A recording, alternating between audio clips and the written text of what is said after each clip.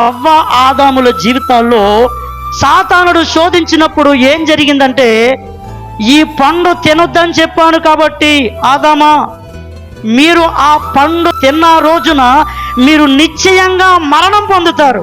ఇప్పుడు సాతాను శోధించడం బట్టి, సాతానుడు మృంగివేయడం బట్టి ఏం జరుగుతుందంటే, ప్రతి మనిషికి కూడా మరణం వస్తుంది.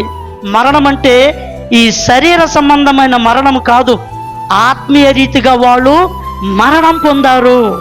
చూడండి, అవ్వ ఆదాములు ఈ ఆత్మీయ మరణము అంటే పాపం చేయకముందు, వాళ్ళ ఆత్మ మరణం పొందకముందు చాలా శక్తిమంతులు వాళ్ళు.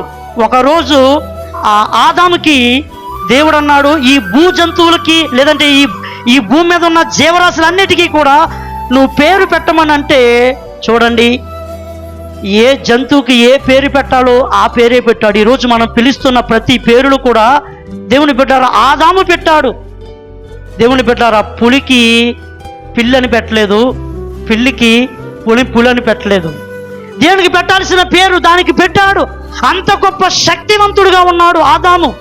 అయితే దేవుని బిడ్డలారా, ఎప్పుడైతే ఆత్మీయ మరణం అయిపోయిందో, ఆత్మ నశించిపోతుందో, ఆత్మ మరణం అయిపోయిందో, అతను ఆధ్యాత్మికంగా లోపల ఆత్మ దేవుని బిడ్డలారా దేవుని శక్తిని కోల్పోయింది.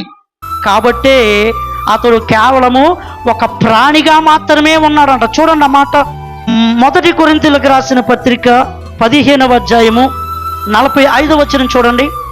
ఇందు విషయమై మొదటి మనుషుడు జీవించే ప్రాణి ఆయనని వ్రాయబడి ఉన్నది. దేవుడు ఎలా చేశాడంటే, ఆదాముని నేల మట్టితో నరును నిర్మించి అతని నాసికారంధ్రములో దేవుడు జీవ వాయువును ఊదగా అతడంతా ప్రాణ ఆత్మలు కలిగిన వ్యక్తిగా మార్చబడ్డాడు. అంటే దేవుని బిడ్డలారా ప్రాణమే కాదు ఆత్మ ఉంది, కానీ ఆత్మ దేవునితో అనుబంధం కలిగి దేవుని శక్తిని కలిగి ఉండేది. కానీ ఎప్పుడైతే మనిషి పాపం చేశాడో ఆత్మను కోల్పోయాడు. కాబట్టి ఈ మనిషిలో ఉన్నది ఏంటంటే కేవలము ప్రాణమే. దేవుని బిడ్డలారా ఆత్మ లోపల ఉన్నది కానీ చచ్చిపోయింది. సాతానుడు మృంగేస్తే ఒక మనిషిని, అతని ఆత్మ చచ్చిపోతుంది. అతని ఆత్మకు దేవుని శక్తి కోల్పోతాడు. ఈ ఆధ్యాత్మిక మరణము నుంచి విడిపించడానికి ఆయన సిలువలో మరణాన్ని పొందవలసినటువంటి అవసరము వచ్చింది. హల్లెలూయా.